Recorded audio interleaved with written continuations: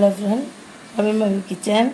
இது வந்து பால் கொழுக்கட்டைக்காண்டி பச்சரி இடியப்ப மாவை பிணைஞ்சி வச்சுருக்கேன். அதை கொழுக்கட்டை செய்ய போகிறேன். அதை எப்படி செய்கிறதுன்னு காட்டுறேன் பாருங்கள். வச்சுக்கிறணும்.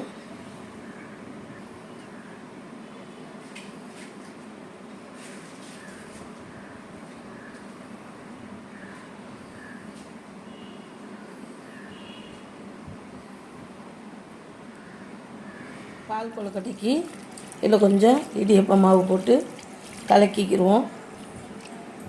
தண்ணி ஒரு செம்பு ஊற்றிக்கிடுவோம்.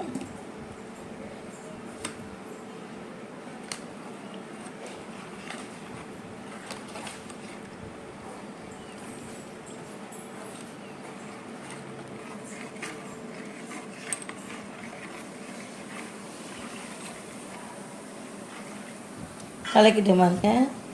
இதை கலக்கினதும் அடுப்பில் கொண்டு போய் வச்சு கிண்டுவோம். இதில் கொஞ்சோண்டு உப்பு சேர்த்துக்குருவோம். சேர்த்து விட்டு கலக்கிக்கிறோம். அளவோ மாவு கலக்கி வச்சுருக்கேன். அதை கிண்டிகிட்டு இருக்கேன் பாருங்கள்.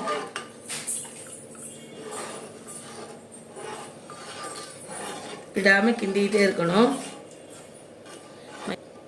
இப்போ மாவு போட்டு கிண்டிட்டு இதில் 3 வெள்ளை நச்சு வச்சுருக்கோம். இதோட சேர்த்துக்குவோம்.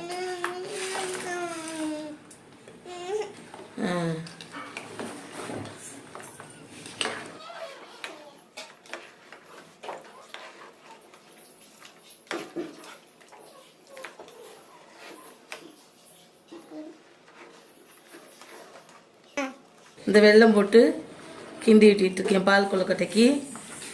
இந்த உருண்டையை வேக வச்சு லேசாக தண்ணி சுடு தண்ணியில் போட்டு வேக வச்சு வச்சுருக்கேன். அதோட சேர்த்துக்குருவோம்.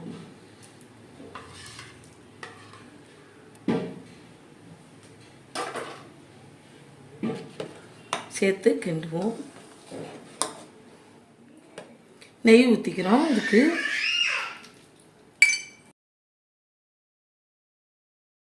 நெய் ஊற்றிருக்கேன்.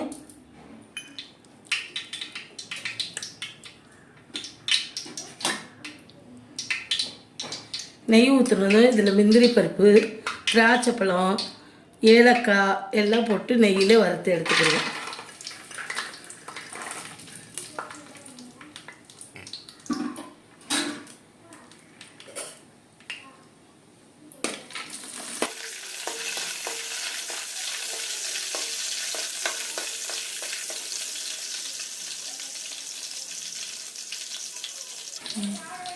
இது பாருங்க, வறுத்தாச்சு. வறுத்ததும் இதை பாயாசம் செஞ்சு வச்சுருக்கேன். பால் பாயாசம் அதோட சட்டியில் ஆட் பண்ணிக்கணும்.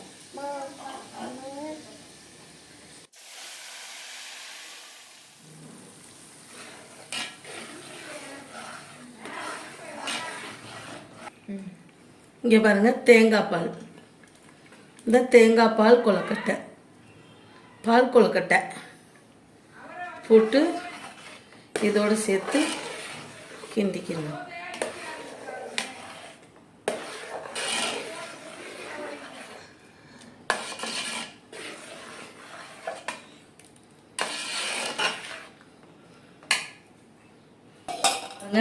பால் கொழுக்கட்டை ரெடி ஆயிடுச்சு. இதை சாப்பிட போகிறோம்.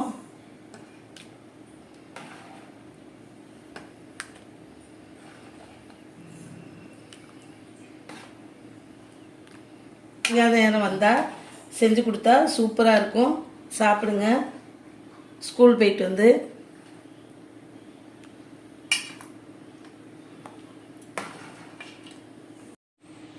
ரவிமவி கிச்சனில் தேங்காய் பால் கொழுக்கட்டை செஞ்சுருக்கேன் பாருங்கள்.